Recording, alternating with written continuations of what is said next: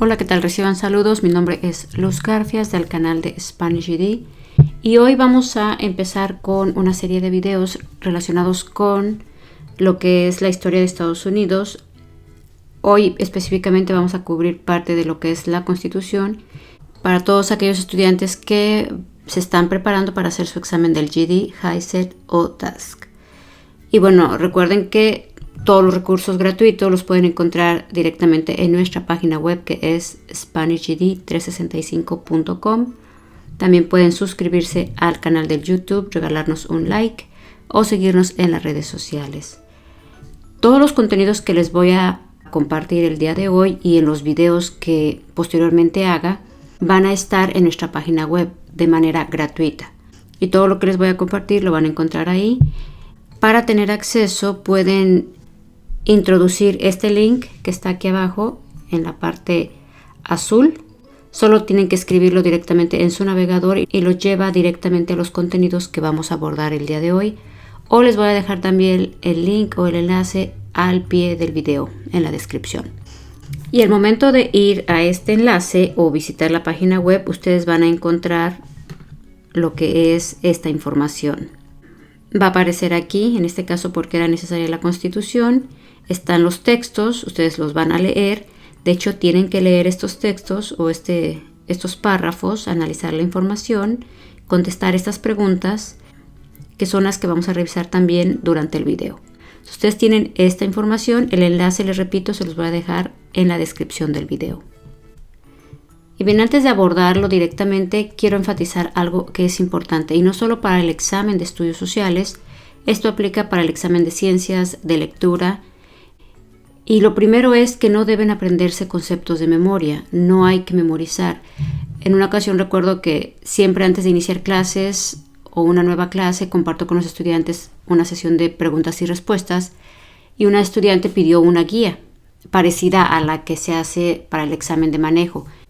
El examen del GD, del HiSET o del TASC no tiene una guía específica en donde les digan te van a preguntar esto y debes contestar esta respuesta, como el de la Constitución o un examen de manejo, que haya respuestas específicas. No lo hay.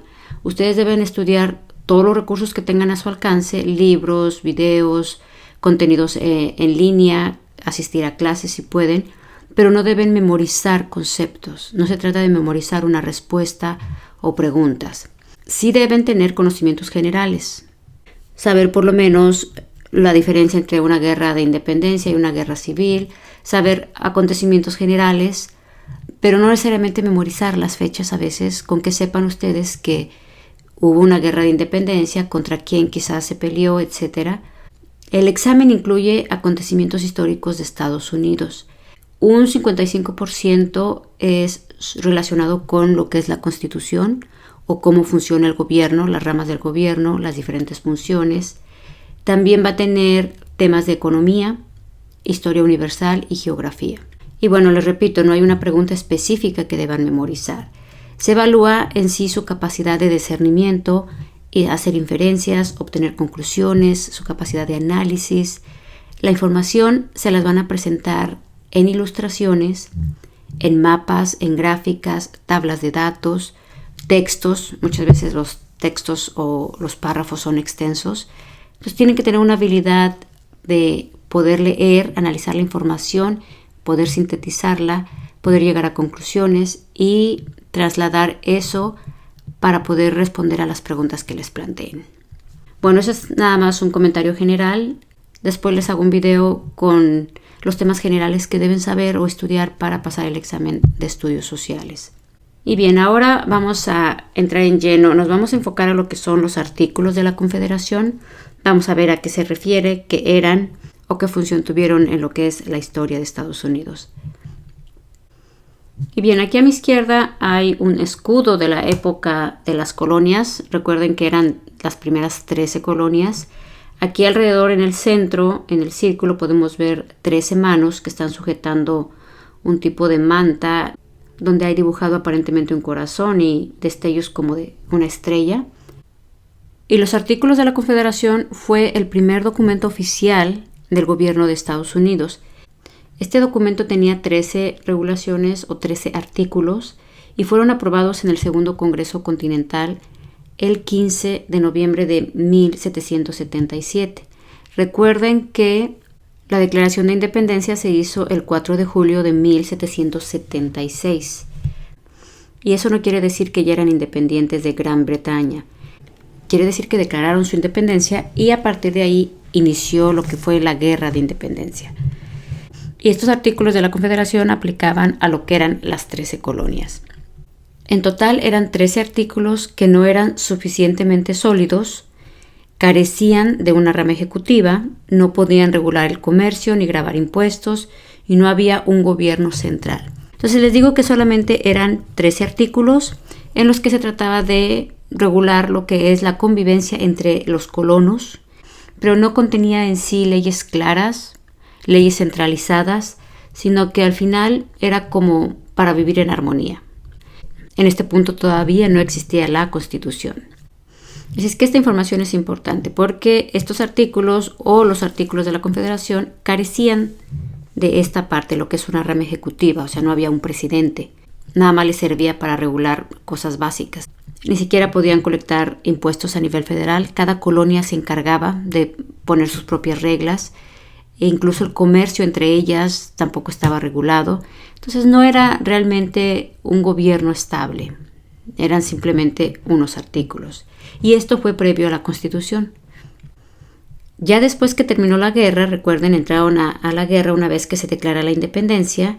En 1783 hubo un periodo de inestabilidad. El que hayan ganado la guerra, de hecho, no fue como sinónimo de que ya todo iba a estar bien. La transición y el cambio obviamente trajo caos. Tenían que organizarse, tenían que ponerse de acuerdo. No contaban con una constitución, no contaban con un presidente. Entonces, imagínense el momento en el que de repente ya son independientes, le ganan la guerra a Gran Bretaña y ahora sí ya tienen que empezar a ver por sí mismos, a ver cómo se van a gobernar los colonos, cómo van a organizarse, y por un momento así se mantuvieron. Alexander Hamilton y otros que lo apoyaban querían tratar de unificar a las colonias y plantear o proponer lo que es una nueva constitución, porque se daban cuenta que esos artículos eran insuficientes y carecían de un sustento, de una base real para poder formar un gobierno sólido y contar con un país realmente independiente. Sus intentos de ellos fracasaron y, como era de esperarse, la situación empeoraba porque no se ponían de acuerdo. Cada estado o colonia era en cierta medida independiente, tenían sus propias monedas, sus propias leyes, regulaban sus impuestos, no obedecían a una ley o a un gobierno central. Y eso creó mucho caos. Uno de esos casos fue el de los granjeros. Aquí tenemos una imagen que son unas estatuas de Daniel Shai y Jab Sharak. Ellos encabezaron un movimiento en contra del gobierno de Massachusetts, organizaron a los granjeros y protestaron. Eso fue creando caos, por supuesto, en Massachusetts, pero en todas las colonias en sí había ese tipo de conflictos internos, porque no contaban con leyes sólidas que los regularan. Con respecto a la moneda, por ejemplo, circulaban decenas de monedas diferentes. Cada colonia hacía su moneda y quizás dentro de la misma colonia, si un grupo de personas no estaba de acuerdo con cierta moneda, ellos emitían su moneda, que no era otra cosa que documentos en papel. Aquí vemos un ejemplo en la izquierda. Fue una de las primeras monedas que circulaban. Estas monedas, al final de cuentas, carecían de valor. Y también otra cosa que contribuyó al caos o a la inestabilidad económica en las colonias posterior a la Guerra de Revolución fue que perdieron todo trato comercial con Gran Bretaña.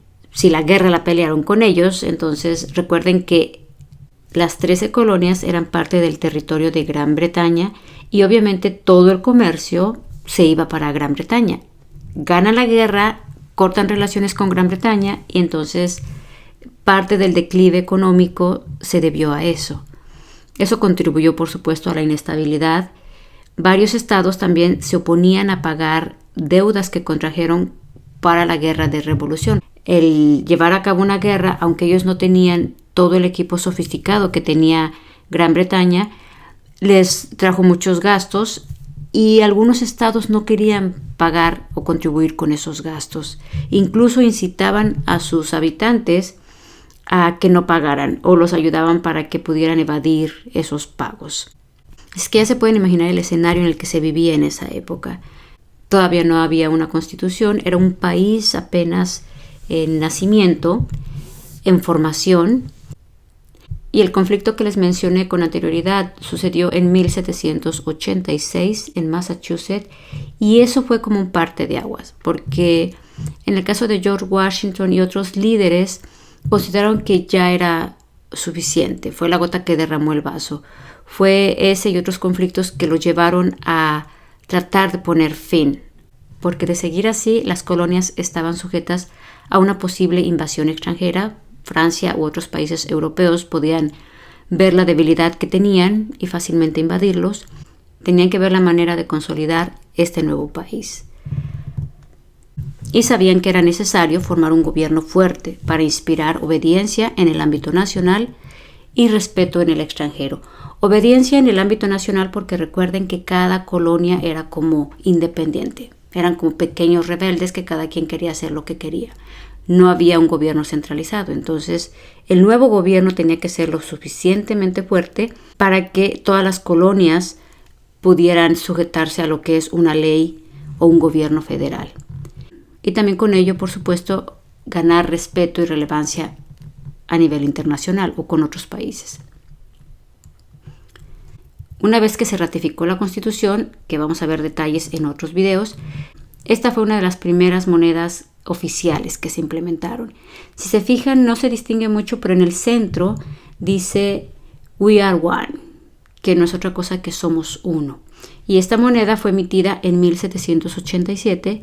También, como pueden ver, el símbolo 13 está presente porque eran 13 colonias. Y en este caso tenemos 13 círculos alrededor. Y una vez que se dieron cuenta de que algo se tenía que hacer, acordaron que representantes de 5 estados se reunieran en Annapolis, Maryland, en 1786. Esto para llegar a un acuerdo y determinar si era necesario que estos artículos de la Confederación se sustituyeran por una nueva constitución, si habría que cambiarlos o modificarlos o qué propuestas se podían plantear. Es así que el Congreso accedió. En ese entonces el Congreso estaba formado por delegados de cada colonia y este accedió y sugirió que cada estado eligiera a sus delegados para una nueva convención constitucional. Entonces esto fue lo que dio inicio a que se pensara en redactar la nueva constitución, lo cual dio pauta a un nuevo proceso de transición, de cambios. Aquí vemos en esta imagen, va a ser común ver este tipo de imagen, algunas a color, pero esa es una imagen de las convenciones constitucionales.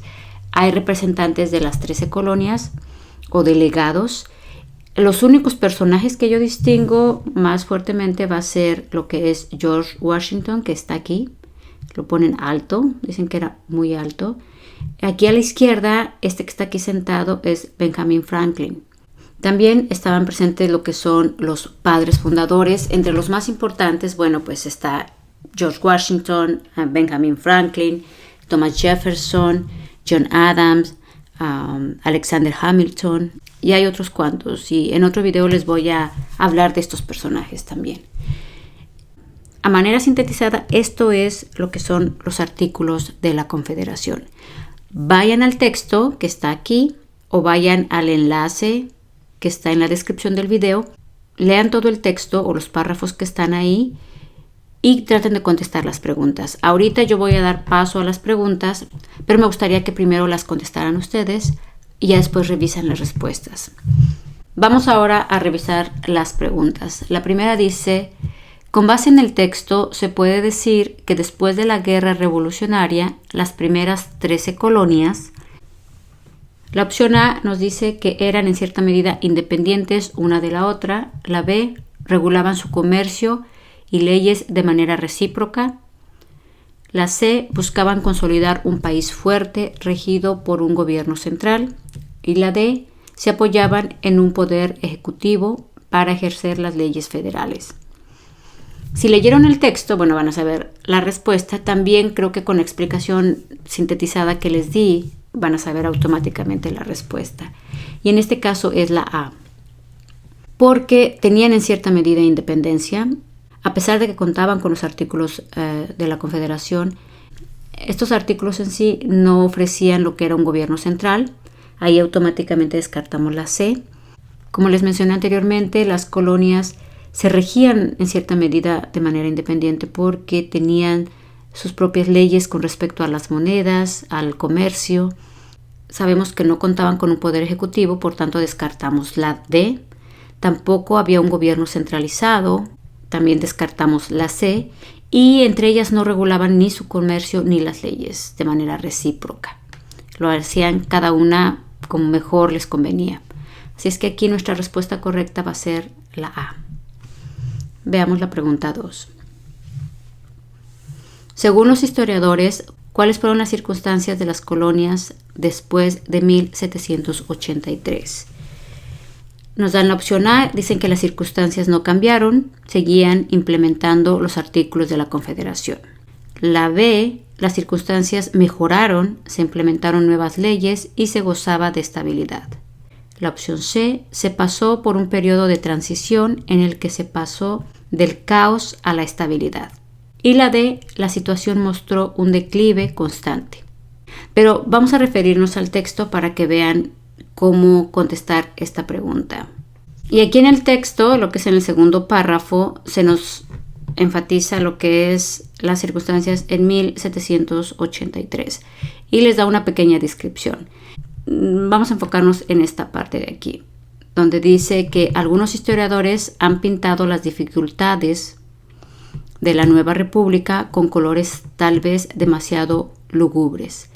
Sin embargo, hay pocas dudas, y esta parte va a parecer un poco confuso, pero en sí lo que están diciendo aquí es que hay pocas dudas de que la situación empeoró sin cesar. Quiere decir que no había duda de que la situación había empeorado después de 1783. No hubo estabilidad, que no se pasó de una transición de un periodo de caos a un periodo mejor, sino que la situación fue empeorando. Y basado en eso, podemos decir que la opción correcta aquí va a ser la D, porque después de 1783 la situación mostró un declive. Fue decayendo la situación de manera desfavorable para las colonias, porque no mejoró mucho. Veamos ahora la pregunta 3. La pregunta 3 nos dice: ¿cuál puede ser un posible significado de la palabra lugubres usada en el segundo párrafo? Y aquí tenemos la opción A. Dice que el futuro de las 13 colonias pintaba esperanzador, que la unidad de las colonias llevaría a la estabilidad, que los años venideros eran sombríos, que había dudas de que la situación empeorara. Si después de leer el texto les quedó claro, aquí podemos descartar las respuestas incorrectas. Primero, sabemos que no pintaba bien el futuro de las colonias, al menos no el futuro inmediato. La situación no mejoró tampoco. Y curiosamente a veces nos preguntan, por ejemplo aquí, si no sabemos el significado de esta palabra, en muchas ocasiones la pregunta tiene que ver justo con la palabra que no conocemos. De ser así, ustedes tienen que empezar a hacer lo que son las inferencias, tratar de entender todo el contexto para dar la respuesta. Y este es un ejemplo de ese tipo de preguntas. La respuesta correcta aquí va a ser la C. Aun cuando no sabemos el significado de la palabra lugubres, sí sabemos que el futuro de las colonias no pintaba esperanzador, tampoco había unidad, por tanto no iba a haber estabilidad, y que había dudas de que la situación empeorara. No había dudas de que la situación empeorara. Bueno, los colonos quizás no lo pensaban ni lo consideraban, pero la situación definitivamente iba a empeorar antes de ponerse mejor. Veamos el párrafo para entender un poco el contexto. Y en esta parte es donde vemos la palabra lugubres. Y nos menciona: algunos historiadores han pintado las dificultades de la nueva república con colores tal vez demasiado lugubres. Pero si no sabemos este significado, no sabemos a qué se refiere exactamente. Pero al leer todo el párrafo, podemos darnos cuenta de que el futuro no era tan esperanzador, porque lo menciona aquí, porque había pocas dudas de que la situación empeoró sin cesar. Entonces, no sabemos el significado de lúgubres, pero quiere decir que no pintaba muy bien. Así es que la respuesta correcta aquí va a ser la C. Veamos la pregunta 4. Aquí nos dice qué es lo que llevó a que las colonias se decidieran a convocar a una asamblea constitucional. Y las opciones que nos dan es A, el ultimátum de George Washington, B, el activismo de Alexander Hamilton y sus partidarios, C, la rebelión de los granjeros en el estado de Massachusetts, D, las demandas de una nueva constitución por parte de Daniel Shays. Y en este caso la respuesta correcta va a ser la C, porque si George Washington consideró que era necesario que se hicieran algunos cambios, que habría que escribir una nueva constitución, Alexander Hamilton también lo venía diciendo, pero el punto de quiebre, al menos en el párrafo que nos muestran, es la rebelión de los granjeros en el estado de Massachusetts. Y en este caso deben ubicar bien quién era cada personaje. Daniel Shays era uno de los líderes granjeros, pero él no demandó una nueva constitución. Recuerden, él encabezó a un grupo de granjeros que se rebelaron contra el estado de Massachusetts. Así que aquí la respuesta va a ser la C.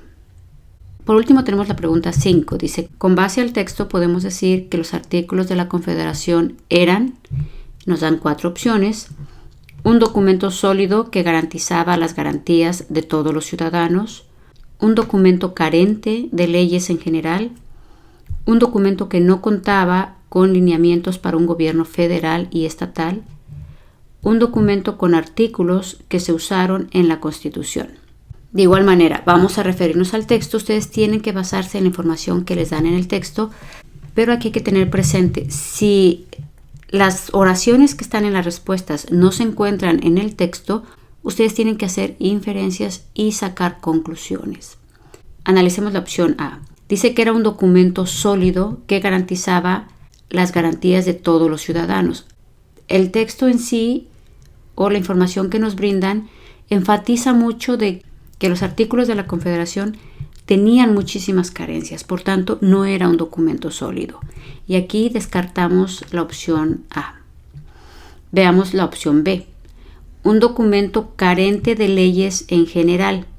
No era en sí un documento carente de leyes, tenía algunas leyes, porque de eso se trataba. Eran 13 artículos que pretendían medio regular las 13 colonias. No era una constitución bien establecida, pero sí tenía un par de leyes. Entonces, no carecía completamente de leyes en general. Pero estas no eran en sí muy sólidas o no abarcaban todas las partes necesarias para poder tener un gobierno estable. La opción C nos dice que era un documento que no contaba con lineamientos para un gobierno federal y estatal. Los artículos de la Confederación, si se fijan, el párrafo nos enfatiza mucho de que no menciona nada de un gobierno centralizado, que sería un gobierno federal. Tampoco delimita los poderes de un gobierno federal y estatal. Pues aquí nuestra opción va a ser la C, y esta es obteniendo la conclusión de la información que nos dan con respecto a los artículos de la Confederación. Veamos por qué no es la opción D. Esta nos dice que era un documento con artículos que se usaron en la Constitución. Al menos en el párrafo ahorita que leímos no se enfatiza ni nos menciona que esos artículos se usaron. Y aquí es importante que ustedes se basen siempre en la información que les dan, ya sea en párrafos, tablas, gráficas, ilustraciones. Porque posiblemente hay conocimientos que ustedes tienen que pueden interferir en la respuesta, pero si no lo menciona el párrafo, no puedo responder lo que yo pienso o yo creo. Debemos obtener nuestras conclusiones en base a lo que ellos nos están proporcionando. Y bien, este sería el repaso para estudios sociales. En esta ocasión voy a hacer videos posteriores, por favor háganme saber qué les parece este primer video, si consideran que debo hacer cambios, si consideran que debo poner menos información o los debo hacer más cortos o más largos, etc.